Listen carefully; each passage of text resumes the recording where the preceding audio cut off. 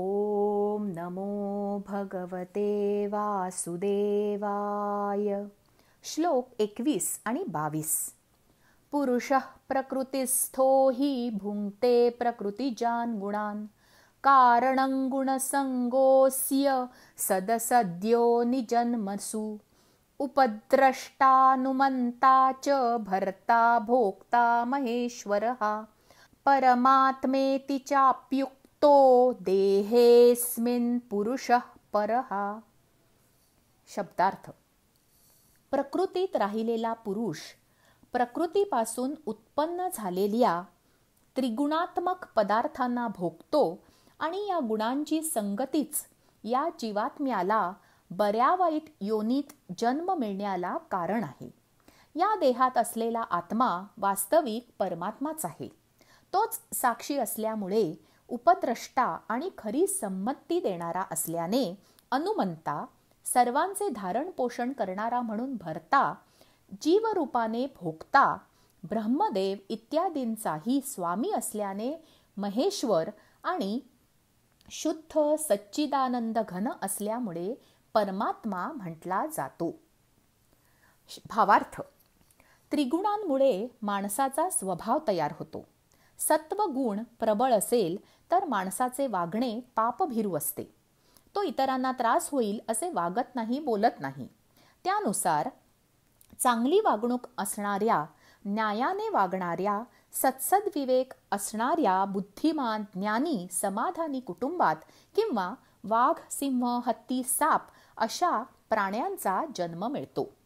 रजोगुण प्रबळ असेल तर व्यवहार पाळणाऱ्या, प्रत्येक गोष्टीत फायदा बघणाऱ्या, सतत धडपड करणाऱ्या कुटुंबात किंवा पाळीव प्राण्याचा जन्म मिळतो. तमोगुण प्रबळ असेल, वागणे इतरांना त्रासदायक असेल तर अत्यंत हलाखीची परिस्थिती असणाऱ्या कुटुंबात किंवा कीटकाचा जन्म होतो. संचितामुळे सख्या भावांचे आयुष्य, स्वभाव, वागणूक वेगळी असते. संचित हे कर्मामुळे तयार होते. माणसात असलेल्या त्रिगुणांमुळे एकाच घटनेवर प्रतिक्रिया वेगळ्या असतात. एकाच परिस्थितीतील माणसे वेगवेगळी वागतात. एखादा अपघात झाला तर खूप गर्दी जमते.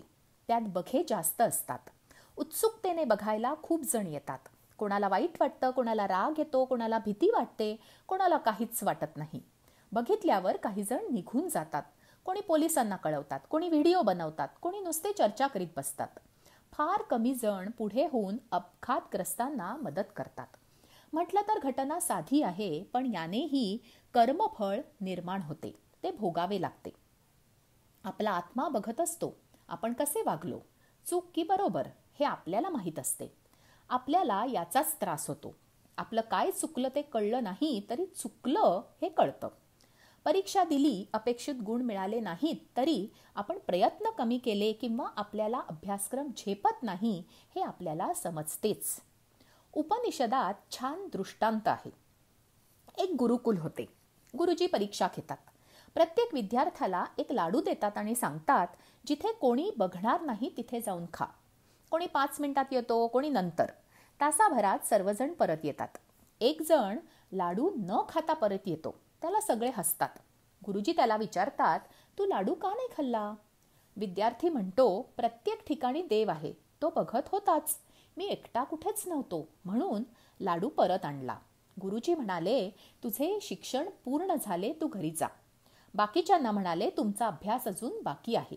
असा हा परमात्मा आत आहे, बाहेरही आहे, सर्वत्र आहे, सदैव आहे. आपल्याला विश्वास हवा, पाहण्याची दृष्टी हवी. ती अभ्यासाने मिळते. त्यासाठी गुरु भेटावा लागतो. श्लोक 23. य एवं वेत्ति पुरुषं प्रकृतये च गुणैः सह सर्वथा वर्तमानोऽपि न स भूयोऽभिजायते. शब्दार्थ.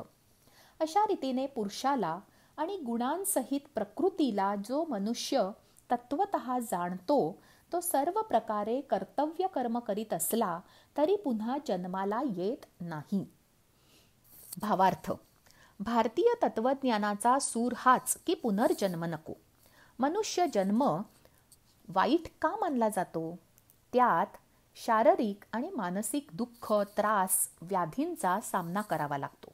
वाटते एक होते भलते, हवे असते एक मिळते वेगळे. सतत परीक्षा असल्यासारखे वाटते. परिस्थिती सोबत सतत बदलत राहते. मन स्थिर राहत नाही, स्वस्थता लाभत नाही. मनुष्य जन्म वाईट नाही, गुंतणे वाईट आहे. हे न गुंतणे हे अलिप्तपण, ते यावे म्हणून उपासना करावी.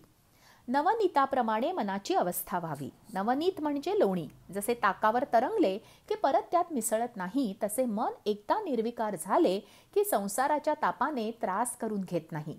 यालाच मोक्ष मानतात. हे ध्येय मानले गेले. काय केले म्हणजे सामान्य माणूस बनून भूतलावर यावे लागणार नाही. जीव परमात्म स्वरूप होईल याचा निरंतर शोध म्हणजे अध्यात्म. देव अवतार घेतो, महात्मे जन्म घेतात, पण त्यांना भोगाचा त्रास होत नाही. ते विमुक्त होऊन जगतात. त्या अवस्थेत पोचला की जीव अधोगतीला जात नाही. अर्थात तेव्हाही भोगातून सुटका नाही. ते योग साधनेमुळे त्रास सहन करू शकतात. कोणत्याही महान पुरुषालाही मानव जन्माचे सोहळे चुकले नाहीत. त्यांनी ते सहन केले, त्यामुळे ते समाजात आदर्श बनले. रामापासून शिवाजी महाराजांपर्यंत आणि महात्मा फुलेंपासून नेताजी भगतसिंगांपर्यंत, ज्ञानेश्वरांपासून गाडगे महाराजांपर्यंत सर्वांचे आयुष्य ध्येय प्रेरित होते. त्यासाठी त्यांनी अनेक संकटांचा न खचता धैर्याने सामना केला. त्यांचे नुसते नाव घेतले तरी अभिमान वाटतो. त्यांनी कोणाला दुखावले नाही, लुबाडले नाही. स्वतः ते कधीही निराश झाले नाहीत. ही योग्याची लक्षणं आहेत. त्यांनी त्यांच्या आत्म्याचा आवाज ऐकला.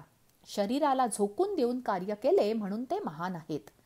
यांनी सकारात्मकतेची ज्योत तेवत ठेवली. समाजाला ज्ञान दिले, भयमुक्त केले.